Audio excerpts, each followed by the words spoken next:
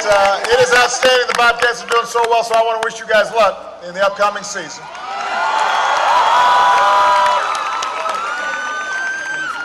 I also came here today, Ohio, because I want your vote.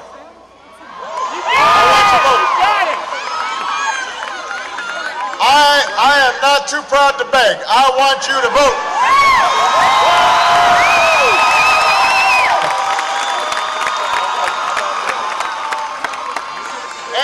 And the good news is you can vote in Ohio right now. Find out where at vote.barackobama.com. If you live nearby, you can vote just a few blocks away at 15 South Court Street. 15 South Court Street. Everybody knows where that is. If not, find out. I know a bunch of folks are meeting there at 3 p.m. tomorrow to vote together. So what do you say, Ohio? Can you grab some friends, go vote?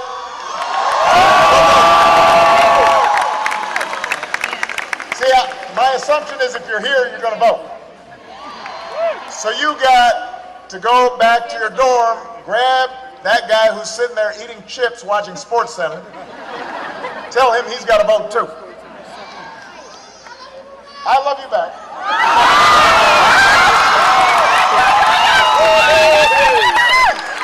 Now, we had our second presidential debate last night.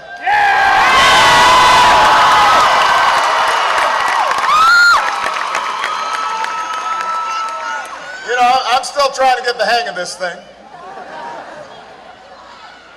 But there are a couple of things that I noticed that keeps on recurring in this debate and during the course of this campaign. Governor Romney continues to run around talking about his 5-point plan for the economy. Wait. Don't boo, vote.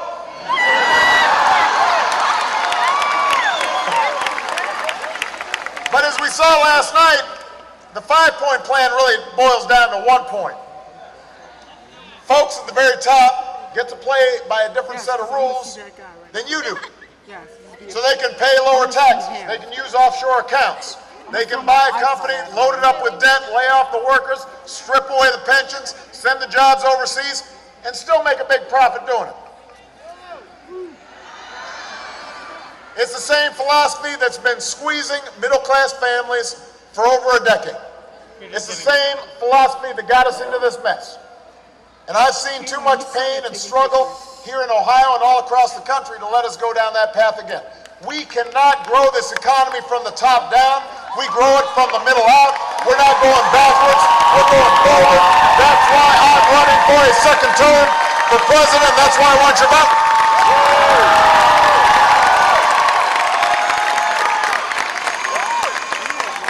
So he's trying to sell you on this 5-point plan. Then he tries to take another stab at trying to sell you on his $5 trillion tax cut that favors the wealthy.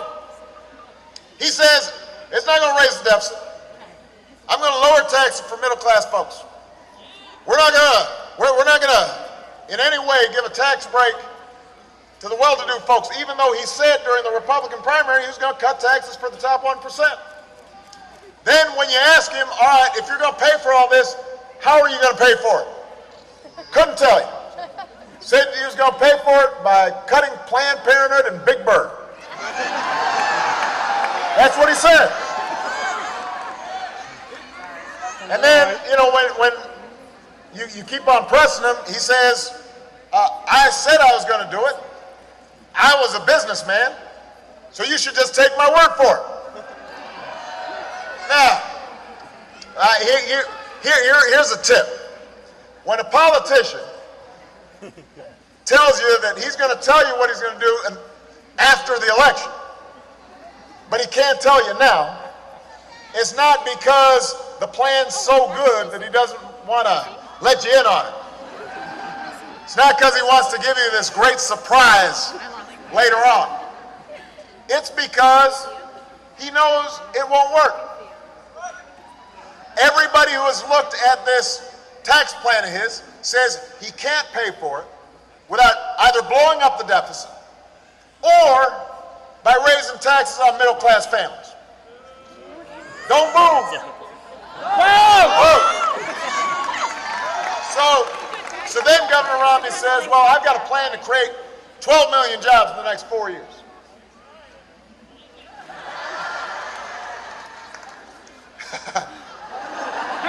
My guy here said in China.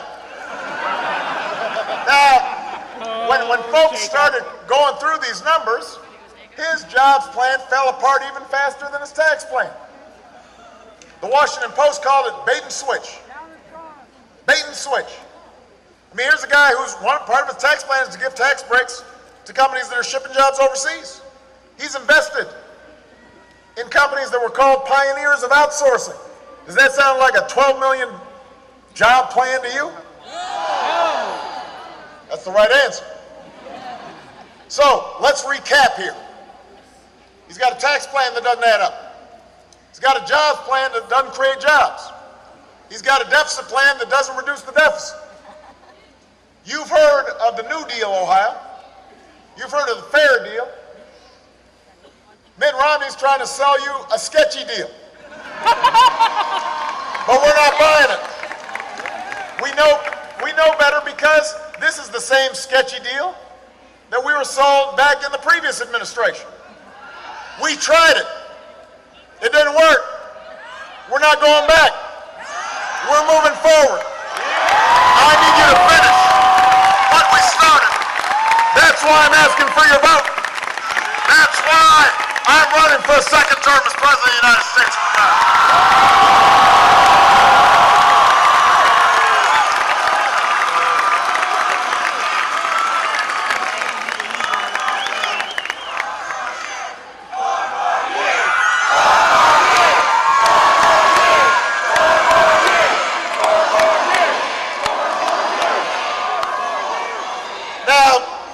Last night, the issue of keeping promises came up. So I had to remind people. 4 years ago, I promised to end the war in Iraq, and I did. I said we'd end the war in Afghanistan, and we are. I said we'd refocus on the terrorists who actually attacked us on 9/11. And bin Laden is dead.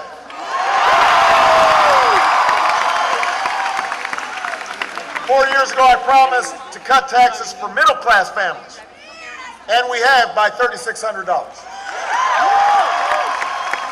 I promised to cut taxes for small business owners, and we have 18 times.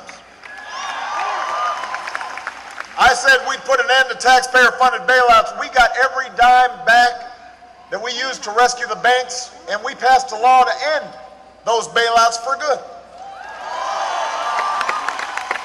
As Shannon just told you, I promised to pass health reform so that your insurance companies can't jerk you around, so that young people can stay on their parents' plan until they're 26, so that people with pre-existing conditions can get health insurance, so that women aren't being charged for men for the same insurance. I promised we'd repeal Don't Ask, Don't Tell.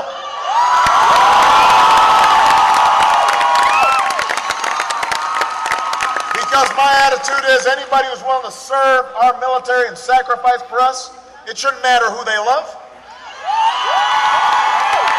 When Governor Romney said we should let Detroit go bankrupt, we said thanks, but no thanks.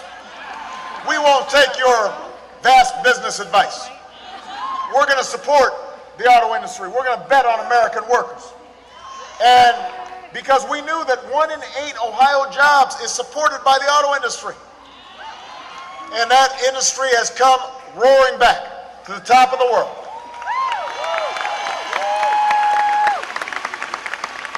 Four years ago, I said I would do everything I could every single day to dig us out of the hole we were left. And because of the incredible resilience of the American people, 4 years after the worst economic crisis of our lifetimes, we are moving forward again. We were losing 800,000 jobs a month. Now we've added more than 5 million new jobs. More manufacturing jobs than any time since the 1990s. The unemployment rate's fallen from 10% to 7.8%. Foreclosures are the lowest in 5 years. Home values are on the rise. stock market's doubled, manufacturing's coming back, assembly lines are putting folks back to work. That's what we've been fighting for. Those are the promises I've kept.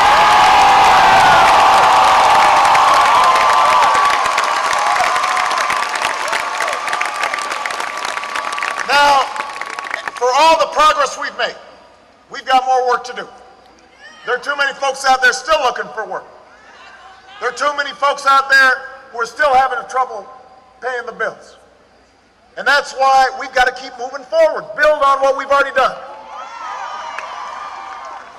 Yesterday I talked about a concrete, specific plan to create jobs, to create more security for the middle class.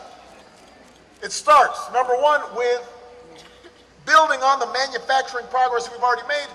Let's stop outsourcing jobs. Let's export products stamped with three proud words, made in America. That's what we need to do. So Mitt Romney wants to keep giving those tax breaks to companies that are shipping jobs overseas. I want to end them. I want to invest in companies that are building right here, building plants, hiring workers, making products in Athens, in Ohio, in the United States of America. You can make that happen. I want to control our own energy. You know, after 30 years where we hadn't done anything, we are now going to be producing cars that by the middle of the next decade will go twice as far on a gallon of gas, which means that saves you money, but it also means we are reducing our dependence on foreign oil. And we're also investing in the energy sources of tomorrow. Wind and solar and biofuels, clean coal technology. You know, today America is less dependent on foreign oil than at any time in 2 decades. So Governor Romney wants to reverse this progress. We want to build on it. Instead of giving, you know, we give $4 billion a year to oil companies. Corporate welfare, you pay for it. They're already making money every time you go to the pump. So I'm saying, let's take that money. I don't want China to win the race for new technologies and new energy. Let's invest here in the United States in developing that technology.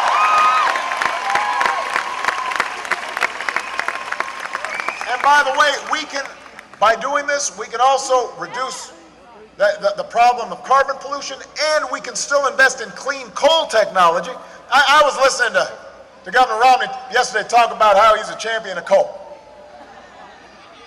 When he was a governor, stood in front of a coal-fired plant and said, this plant kills people. And now he's running around talking like he's Mr. Coal. Come on. Come on. You know that's not on the level. Does anybody actually look at that guy and think, man, he's really into coal? Did you see when he was doing that ad? He's in front of all these guys, all these miners with hard hats. Found out later they had to come. Boss made them come. Come on. Got to be on the level if you want to be president of the United States.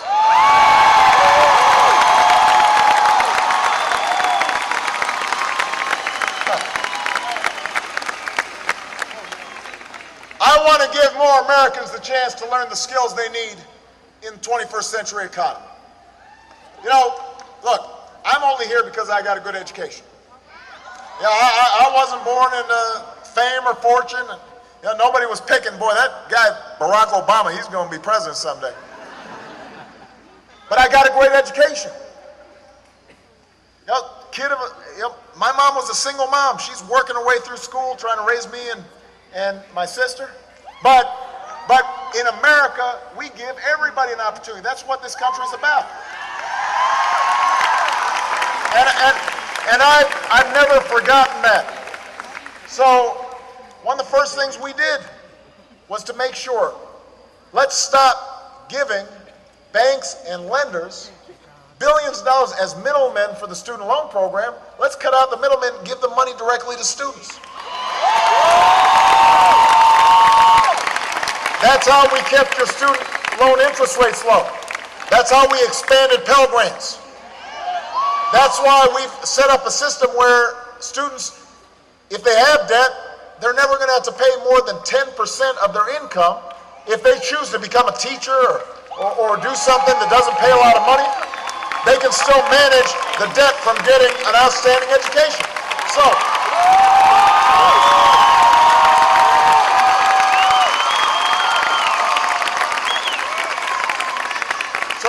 now you've got a choice, Ohio.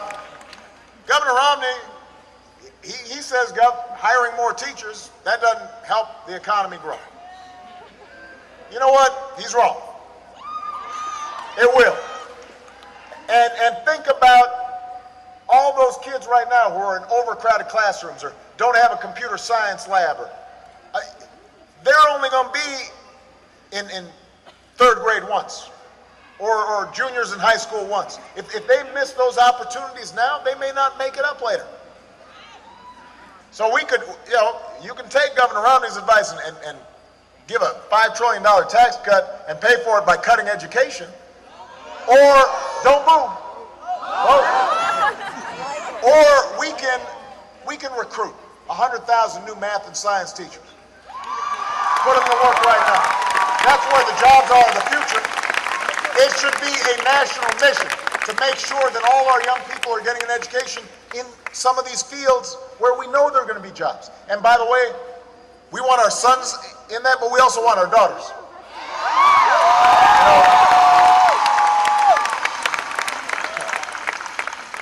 I don't know if you were listening last night, but see, we don't have to order up some binders to find qualified, talented, driven young women to learn and teach and fly and start businesses.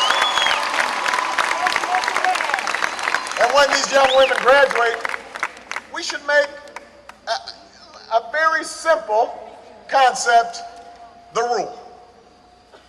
Equal pay for equal work. Equal pay for equal work. I've got 2 daughters. I don't want them paid less than a man for doing the same job. And by the way, men out there, you don't want your wives paid less than a man for the same job. So this isn't just a women's issue, this is a family issue. This is a middle class issue. Governor Romney for months refused to say if he'd support the law that we signed that said equal pay for equal work. Just today his campaign admitted, well, he's never weighed in on that. Why not? What's so hard about weighing in on that? Do you believe in equal pay for equal work or you don't? I weighed on it because that was the first bill that I signed, the Lilly Ledbetter Fair Pay Act, to make it easier for women to enforce their rights to get equal pay for equal work.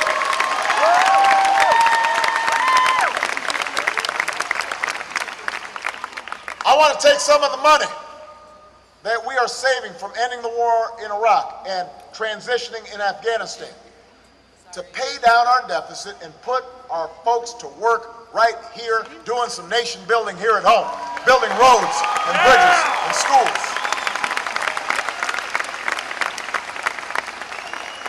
The next debate on Monday is going to be about foreign policy. It'll be interesting to hear what Governor Romney has to say.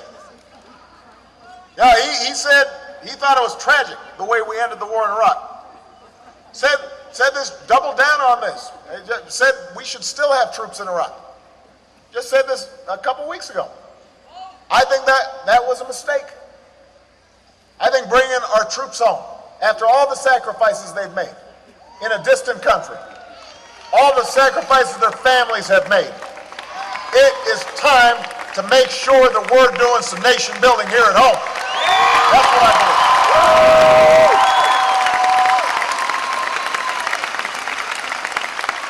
And when our troops do come home and take off those uniforms, they need to know, as long as I'm your commander-in-chief, we will sustain the strongest military in the world. And we will also make sure those troops get served as well as they served us.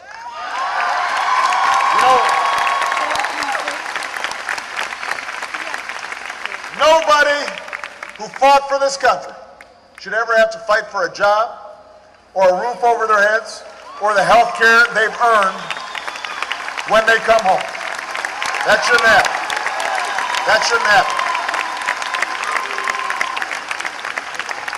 And finally, we need to cut the deficit and the debt. I know the other side, they put up a lot of ads. They think that you've forgotten the fact that they fought 2 wars on a credit card, 2 tax cuts on a credit card, didn't pay for anything, said deficits didn't matter. You know, they're like the guy who shows up at a restaurant, orders a big steak, has a big drink, orders a big piece of pie, then leaves before paying the tab. Gotta have a high rate. And then they say, look at what Obama did. It's like, what? It all had nothing to do with it.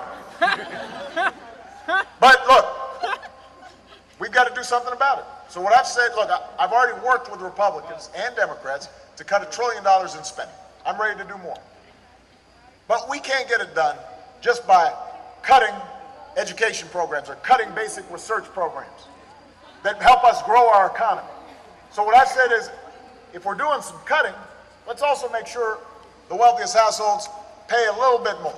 Pay higher taxes after your first $250,000 worth of income.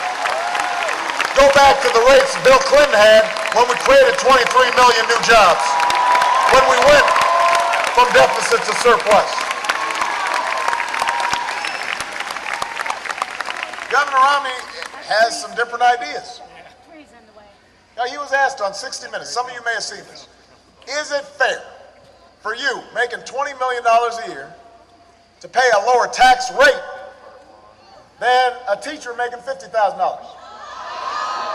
Well, that's your answer.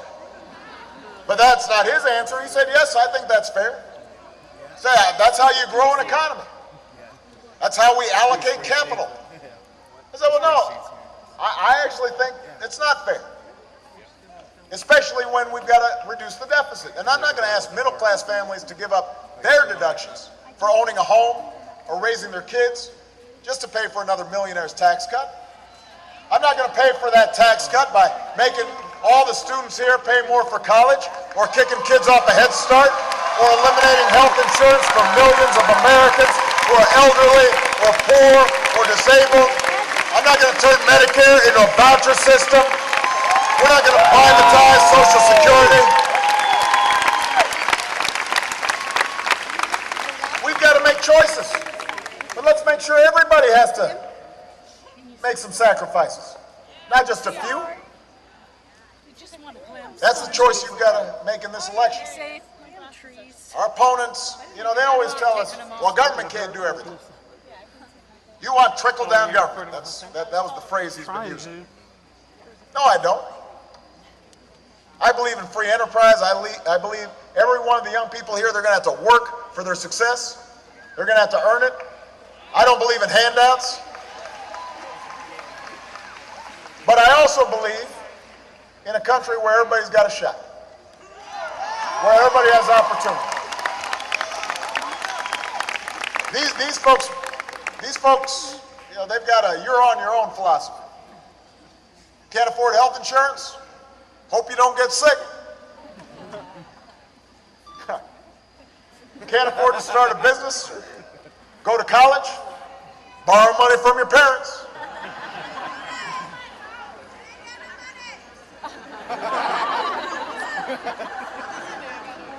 That's not what built this country.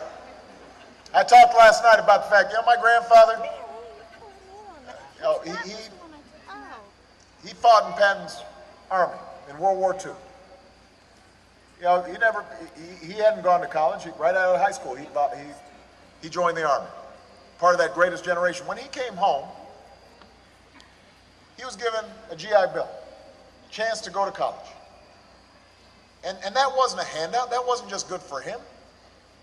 That was good for the whole country, because suddenly the whole country got a better education. And the whole country saw its incomes rise. And the whole country saw businesses grow. The whole country prospered. The whole country succeeded. That's the America we believe in. We believe in doing things for ourselves, but we also believe in doing some things together to make sure this country succeeds.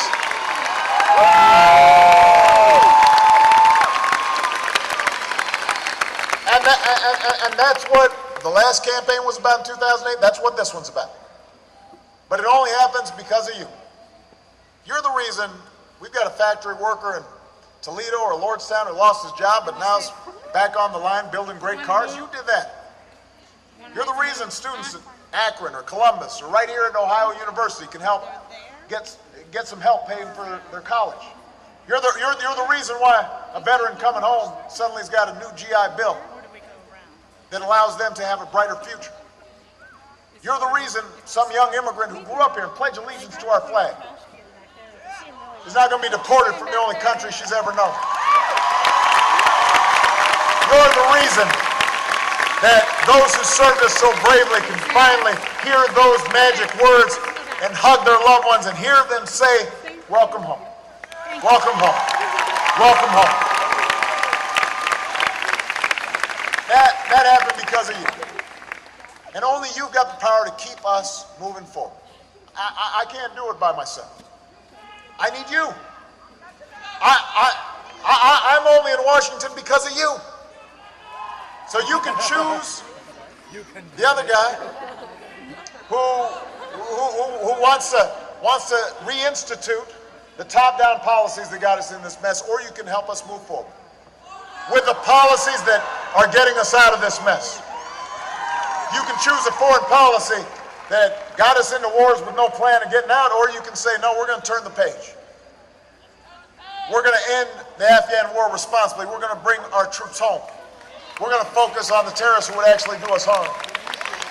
You can turn back the clock of 50 years of progress for women, immigrants, and gays, and lesbians, or you can stand up and say, no, I want to move forward. In this election, you can say, I want an America to remain a country where no matter what you look like, no matter where you come from, no matter who you are, who you love, black, white, Hispanic, Asian, Native American, gay, straight, able, disabled, it doesn't matter. We're all Americans, and we're going to move forward together. That's what's at stake in this election. That's why I'm asking for your vote. That's why I'm here today, Ohio. I believe in you, and I need you to keep on believing in me so I can finish the job that we started. And if you're willing to make some phone calls and knock on some doors with me, we'll win Ohio again. We'll win this election again. We'll finish what we started. We'll remind the world why the United States of America is the greatest nation on earth. Thank you, Ohio. I love you.